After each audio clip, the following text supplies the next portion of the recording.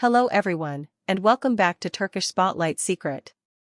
Before we dive in, make sure you subscribe, tap the like button, and turn on notifications so you never miss our long-form deep dives into the stories shaping Turkish entertainment. Today we're unpacking a timeline that fans have argued about for years, the hot and cold narrative around Hazal Kaya and Çağatay Ulusoy's friendship, the way social media magnified every gesture between them, and how Ali Atay's name, Hazal's husband, kept getting pulled into the plot as the rumored source of jealousy.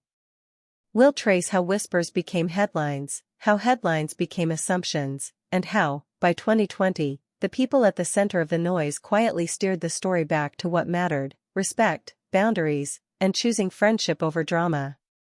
Let's set the stage. When Hazal Kaya and Çağatay Ulusoy first shared the screen, viewers felt a spark that didn't need special effects. They knew when to hold a silence and when to cut it with a single look. They found a rhythm that made even small scenes feel like turning points. That on-screen connection traveled far beyond Turkey, clips were subtitled, edits went viral, and international audiences fell into the cadence of their performances.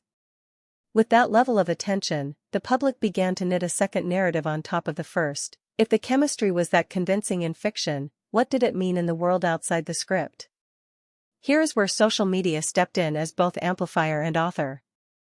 A congratulatory post from Hazal under a photo of Çağatay's new project wasn't just read as support, it was archived by fan accounts, timestamped, and paired with a behind-the-scenes throwback as if the two were chapters of one long book.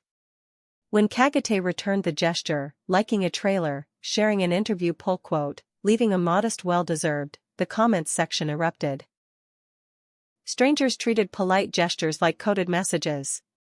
The narrative that they send close messages to each other was less about the words and more about the meaning people wanted from them. Enter Ali Atay, not as a character invented for gossip, but as a real person with his own career, humor, and gravitational pull. Because the internet prefers triangles to straight lines, Ali's presence in Hazal's life became the lens through which every Hazal-Çağatay moment was judged. A dinner photo with friends? Some readers insisted Ali would watch with jealousy. A cast reunion where Ali wasn't present? Threads speculated about tension. The reality, that spouses often opt out of industry nights, that schedules clash, that friendships are allowed to exist without auditions for public approval, rarely wins against the appetite for plot. Let's be specific about how that appetite grew. A neutral caption, "Proud of you, keep shining," was suddenly treated as a confession. An interview in which Hazal praised a former co-star's discipline became proof of an unhealed bond. A video call cameo during a charity livestream, where Çağatay popped in to boost donations, was clipped down to 8 seconds and reframed as a signal. None of these moments were scandals. Put together without context, they created one. The jealousy storyline gathered steam for a simple reason: it explained every coincidence with one word. If Hazal and Çağatay kept a respectful distance, jealous, said the chorus. If they were warm in public, still jealous, said the chorus, only now the jealousy was increasing. If Ali smiled at a premiere, it was performative. If he stayed home, it was proof. In the absence of direct statements, the rumor industry wrote its own script and cast Ali as a man shadowboxing an invisible rival. Meanwhile, in real life, work continued, families grew, and the supposed triangle looked more like parallel lives occasionally intersecting at events and causes. Then came the season when the chatter turned into a crisis. The word is dramatic, but anyone who's watched a rumor cycle knows how quickly it can scale. A cluster of posts suggested that Hazal and Çağatay had pulled back from public interactions because Ali's alleged jealousy was heightening. Think pieces appeared overnight. Anonymous sources surfaced to claim insider knowledge, none of it verifiable.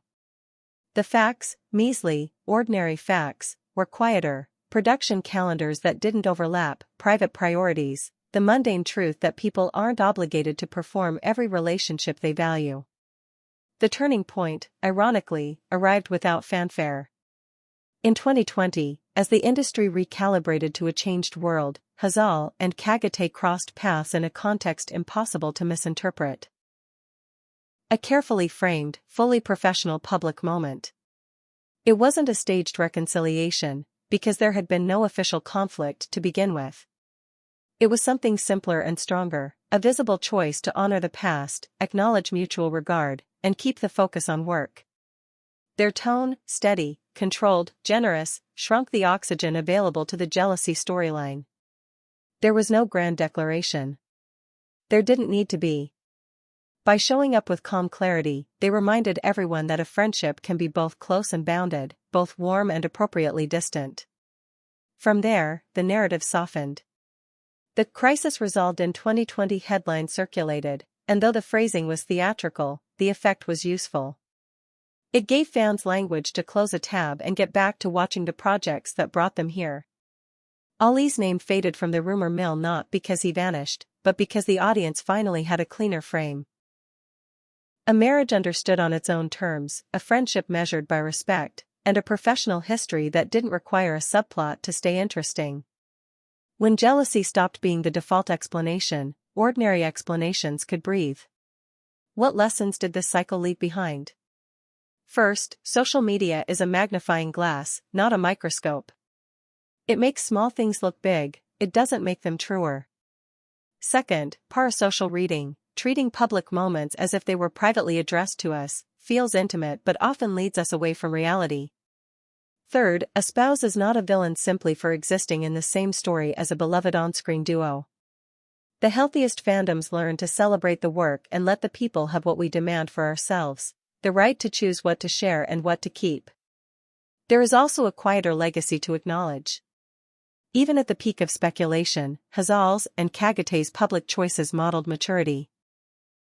No subtweets, no cryptic digs, no applause-baiting statements. Hazal stayed focused on roles that fit her values and stretch her range. She shielded her home life from the roller coaster of trending topics.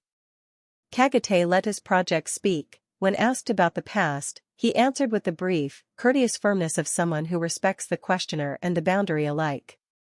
And Ali, often drafted by strangers into a role he never auditioned for, kept doing what grounded partners do, show up for what matters and refuse to let noise set the tempo of a household.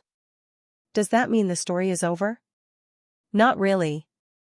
It means it's back where it belongs, off the front page, out of the rumor mill, and alive in simple ways that don't need audience participation.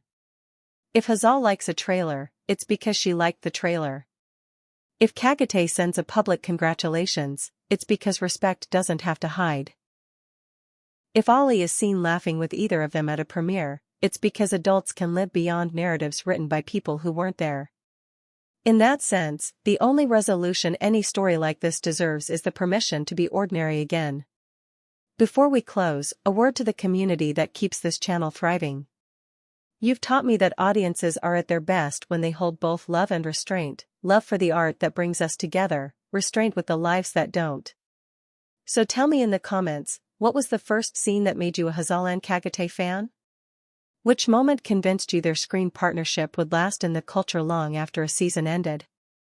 And how do you personally draw the line between enjoying the public echoes of a friendship and respecting the private center that makes it possible? If this breakdown helped you see the fuller picture behind years of headlines, subscribe to Turkish Spotlight Secret, hit like, and consider joining for members-only deep dives.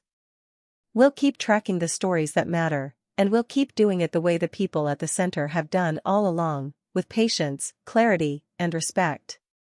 Thank you for watching, take care of yourselves, and I'll see you in the next video.